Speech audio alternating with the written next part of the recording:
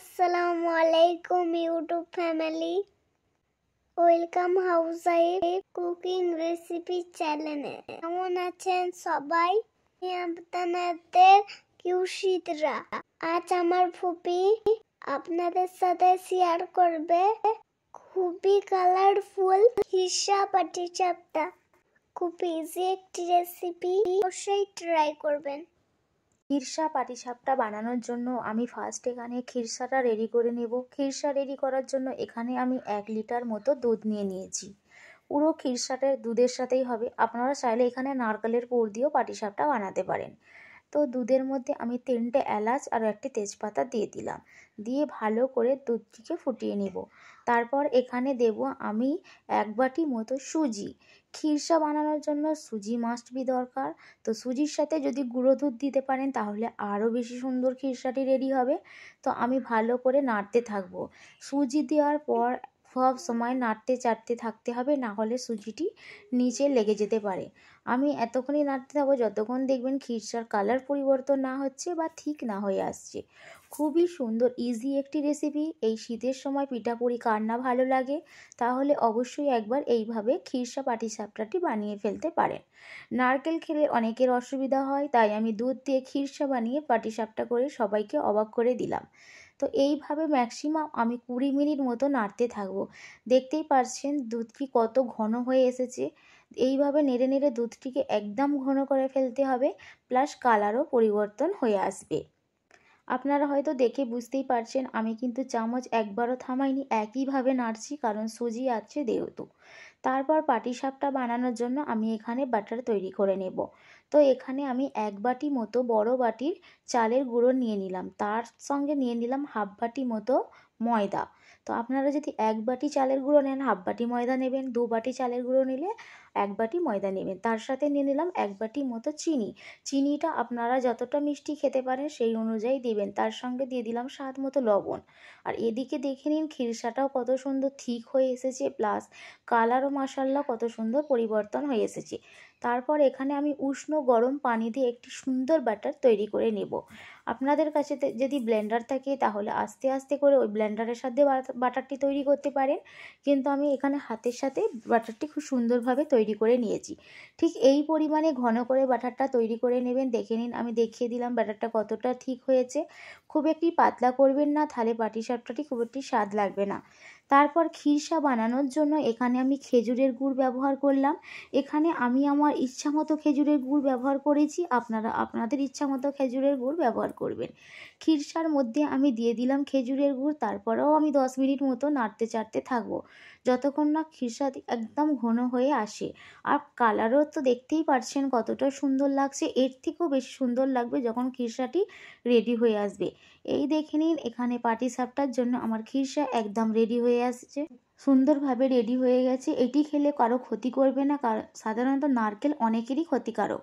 তাই আমি দুধ দিয়ে আর সুজি দিয়ে খিরসা বানিয়ে সবাইকে পছন্দের মতো পিঠা বানিয়ে দিলাম। আপনারাও অবশ্যই একবার ট্রাই করবেন। এই শীতের সময় রঙিন রকমের পিঠাপুলি সবারই ভালো লাগে। তো এইভাবে আমি খিরসাটি একদম রেডি করে নিয়েছি, আর জুম করে আপনাদের সাথে শেয়ারও করছি। দেখে নিন খিরসাটি কতটা ঠিক করে নিয়েছি। তারপর একটি প্লেটের মধ্যে এটি রেখে দিলে আরও ঘনত্ব ভালো হয়ে যাবে। এই দেখে নিন কতটা সুন্দর ঠিক হয়েছে। আর একদিকে বাটারটাও আমার সুন্দরভাবে রেডি হয়ে গেছে। তারপর বাটার থেকে আমি খানিকটা বাটার একটি বাটির মধ্যে তুলে নিলাম। একটি বাটির মধ্যে তুলে এখানে আমি ফুড কালার ব্যবহার করলাম। যেহেতু সৌন্দর্যেরও একটি কারণ আছে, তাই আমি সৌন্দর্য দেখানোর জন্য এখানে ফুড কালার দিয়ে একটি ব্যাটার তৈরি করে নিলাম। নিয়ে তারপর এটি একটু বোতলের মধ্যে দিয়ে দেব। এখানে আমি একটি প্লাস্টিকের বোতল নিয়েছি, যার ঢাকনাটা আমি একটি মাঝখানটায় ভালো করে ফুটো করে নিয়েছি। সেটিও আমি আপনাদের সাথে এইভাবে শেয়ার করলাম, দেখে নিয়েছেন। তারপরে আস্তে আস্তে যে বাটারটি আমি ফুড কালার ব্যবহার করেছি তো সেটি দিয়ে দিলাম। এখানে খুব একটি বেশি কালারের প্রয়োজন নয়, তাই আমি অল্প পরিমাণে দিলাম। আর একদিকে আমি খিরসাটি রেডি করে নিয়েছিলাম, প্লেটের মধ্যেও রেখে দিয়েছি যাতে সুন্দরভাবে সেট হয়ে প্লাস ঠান্ডা হয়ে যায়। এই দেখে নিন খিরসার কালারটি কত সুন্দর লাগছে। খেজুরের গুড় ব্যবহার করার পর এই কালারটি এসেছে। তাছাড়া যদি খেজুরের গুড় আপনাদের কাছে নাও থেকে থাকে, চিনি দিয়েও এই খিরসাটি বানাতে পারবেন। তারপরে আমি বানাবো পাটিসাপটা। তো ফার্স্ট আমি যে রং দেওয়া বাটারটি রেখেছিলাম সেটি একটি জিলিপির মতো প্যাঁচ করে ফ্রাই প্যানে দিয়ে দিলাম। দেখেই বুঝতে পারছে। এখানে ফ্রাই প্যানে দিয়ে দিলাম। তারপরে যে হোয়াইট মানে সাদা কালারের যে ব্যাটারটি রেখেছিলাম পাটিসাপটার জন্য, সেটিও তার মাঝখানে দিয়ে দিলাম। দুটো কালার দেওয়ার একটাই কারণ, যেটি হওয়ার পর আপনারা সুন্দরভাবে বুঝতে পারবেন যে আমি দুটো কালার কেন ব্যবহার করেছি। তো এইভাবে দিয়ে দিয়ে গোলাকৃতি করে নিতে হবে। তো আমারটা একটু বেঁকাচোরা হয়ে গেছে, কারণ এখানে সিদরা খুবই বিরক্ত করছিল তাই। আর তারপর এখানে দিয়ে দিলাম খিরসা, যে খিরসাটি আমি রেডি করে রেখেছিলাম সেটি দিয়ে দিলাম। দেওয়ার পর আস্তে আস্তে করে রোলের মতো করে আমি পেঁয়াজ দিব। আর কালার যে নিচে দিয়েছিলাম সেটির একটাই কারণ, এই দেখে নিন, দেখেই তো বুঝতে পাচ্ছেন কতটা সুন্দর। যার লুক সুন্দর, খেতেও তাহলে কতটাই সুন্দর। ফার্স্ট দর্শনদারি এই দেখে নিন, আমি যে রং ব্যবহার করেছিলাম সেটি দেওয়ার একটাই কারণ, খিরসা পাটিসাপটাটি কত সুন্দর দেখতে লাগছে জাস্ট লুকিংয়ের জন্য। আদারওয়াইজ আপনারা না চাইলেও দিতে পারেন, শুধু সাদাও রাখতে পারেন। তো প্রথমটার একটু আমার গন্ডগোল টাইপের হয়ে গেছিলো, যেহেতু সিদরা খুবই বিরক্ত করেছিল, তাই আরেকটি আপনাদেরকে সুন্দরভাবে দেখিয়ে দিলাম। ঠিক জিলিপির যেমন প্যাঁচ ঠিক এইভাবে একবার দেবেন, তার উপরে আবারও বলছি সাদাটি দিয়ে সুন্দরভাবে গোলাকৃতি একটি পাটিসাপটা রেডি করে নেবেন। আর দেখেই নিয়েছেন ঠিক কতটা হয়েছে। খুব ইজি সহজ রেসিপি, মাত্র 3টি উপকরণ দিয়ে বানিয়ে ফেললাম খিরসা পাটিসাপটা।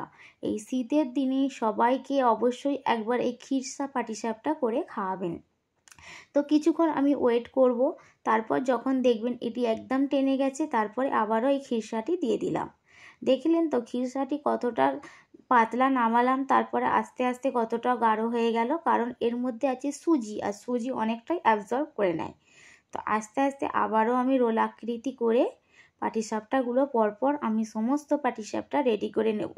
দেখতে তো মাশাআল্লাহ খুবই সুন্দর লাগছে, আর খেতেও খুবই মজা। বাড়ির সবাই তো পছন্দ করেছে, জানি না আপনাদেরকে কেমন লাগবে। তো অবশ্যই এই প্রসেসে একবার বানাবেন, বাড়ির সবাই পছন্দ করবে। দেখে নিন, একদম জুম করে আমি আপনাদের খিরসা পাটিসাপটাটি দেখালাম, কত সুন্দর কালারটি লাগছে। তো এখানে আমি অরেঞ্জ কালার ব্যবহার করেছি, আপনারা চাইলে গ্রিন কালার দিতে পারেন, অথবা নাও কালার দিতে পারেন, শুধু বানিয়ে নিতে পারেন। এইভাবে একে একে আমি সমস্ত খিরসা কালারফুল খিরসা পাটিসাপটা রেডি করে নিলাম। আর ফ্রেন্ড, আমার ভিডিও যদি আপনাদের ভালো লেগে থাকে প্লিজ একটা লাইক করবেন, কমেন্ট করবেন, শেয়ার করবেন। নতুন ফ্রেন্ড যারা, তারা চ্যানেলটি অবশ্যই সাবস্ক্রাইব করবেন। সমস্ত বাচ্চাদের নিয়ে, বাড়ির ফ্যামিলিদের নিয়ে আমরা খুবই এনজয় করে এই খিরসা পাটিসাপটাটি খেয়েছি। সবাই ভালো কমেন্ট করেছে, আর সিদরাও তো খুবই মজা করে খেয়েছে। যাদের নারকেল পছন্দ তারা নারকেল দিয়ে পাটিসাপটাটি বানাতে পারেন, যাদের নারকেল পছন্দ না তারা এইভাবে খিরসা বানিয়ে পাটিসাপটাটি বানাতে পারেন, অথবা মাওয়া দিয়েও পাটিসাপটাটি বানাতে পারেন। তো ভিডিও ভালো লাগলে প্লিজ অবশ্যই একটা লাইক করবেন। আল্লাহ হাফেজ।